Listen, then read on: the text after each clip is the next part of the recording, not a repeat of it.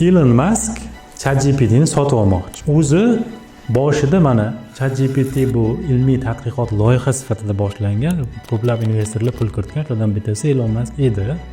Lekin orada o'sha Sam Altman bilan hozirgi rahbari bilan tushunmovchilik bo'lib chiqib ketgan edi. Endi yana kirib buni sotib olmoqchi, hatto sudga ham bergan. O'sha ilmiy tadqiqot loyihasini sen moliyaviy loyihaga o'zgartiryapsan degan ma'noda sudga bergan. Hozir sud jarayoni ketyapti. Juda ham qiziq davr boshlanyapti. Ana manfaatlar to'qnashuvimi deymiz-ku.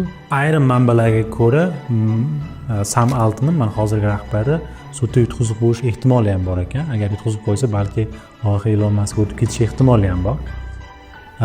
Lekin Sam Altman o'zi e'lon qildi, buni sotmayman, sotuvga e'lon ham qilmaganmiz dedi.